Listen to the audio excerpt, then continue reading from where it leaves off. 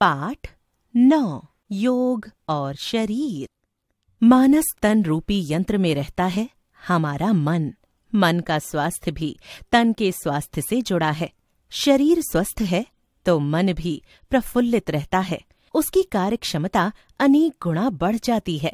किंतु यदि शरीर अस्वस्थ है तो स्वस्थ मन की कल्पना ही असंभव है।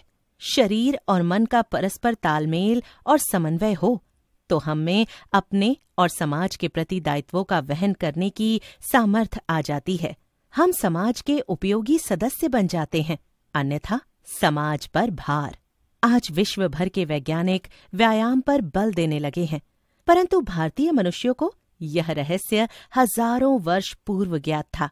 तन और मन के समन्वय की जो विधि उन्होंने खोजी और आजमाई थी, वह है योगासन। योग और आसन। योग का अर्थ है काम करने में कुशलता। जो आसन हमारी कार्य कुशलता को बढ़ाते हैं, उन्हें योगासन कहते हैं।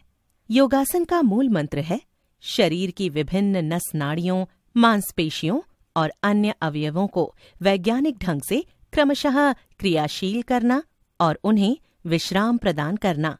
विभिन्न अंगों को क्रियाशील करते हुए जो मुद्रा बनती है, उसे ही आसन कहा गया है।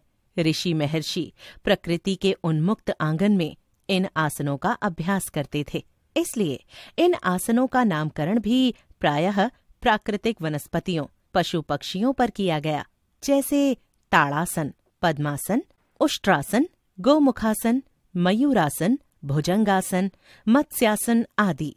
योगासनों का अभ्यास करने से शारीरिक बल ही नहीं, मानसिक बल भी प्राप्त होता है। एकाग्रता बढ़ती है। हल्के फुल्के शरीर और तनाव रहित मन से हमारी कार्य क्षमता बढ़ती है। यही कारण है कि आज कार्यालयों में काम करने वाले लोग भी योगासनों का लाभ उठा रहे हैं। इसमें संदेह नहीं कि आज मनुष्य ने कल्पनातीत भौतिक उन्नति कर ली है। इससे कुछ हानियां भी हुई हैं। भीड़-भाड़, प्रतिस्पर्धा, क्षमता से अधिक कार्य करना, शोरगुल आदि से तनाव और बेचैनी बढ़ी है। तनाव अनेक रोगों को जन्म देता है, जैसे रक्तचाप, अनिद्रा, अपच और अनेक प्रकार के हृदय रोग और मानसिक रोग।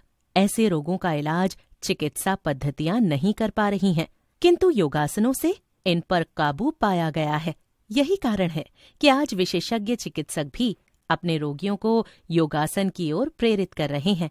बड़े बड़े ख्याति प्राप्त अस्पतालों में योग चिकित्सा विभाग सफलतापूर्वक कार्य कर रहे हैं।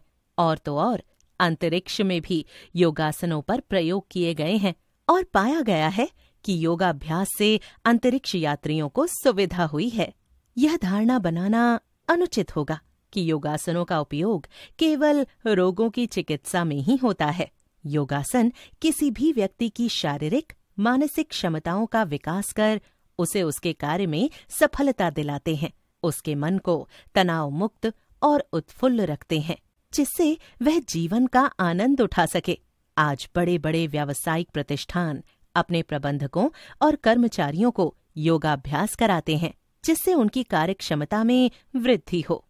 योगासनों के बारे में पढ़कर किसी के निर्देशन के बिना ही योगासन करना ठीक नहीं है।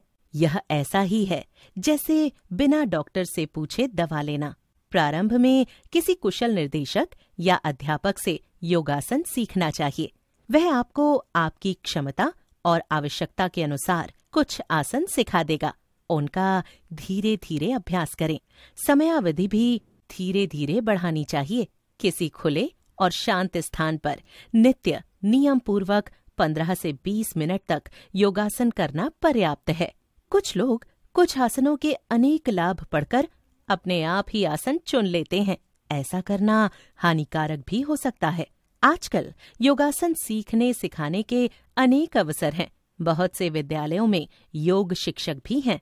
सभी बस्तियों के पार्कों में प्रातःकाल योगासन सिखाए जाते हैं। यह व्यवस्था प्रायः निःशुल्क होती है। कुछ जिम, हेल्थ क्लब, संस्थाएं शुल्क लेकर भी योगासन सिखाती हैं। कुछ लोग अपने घरों में योगासन सिखाते हैं। व्यायाम की हजारों वर्ष पुरानी यह योग प्रणाली आज विश्व भर में प्रचलित है।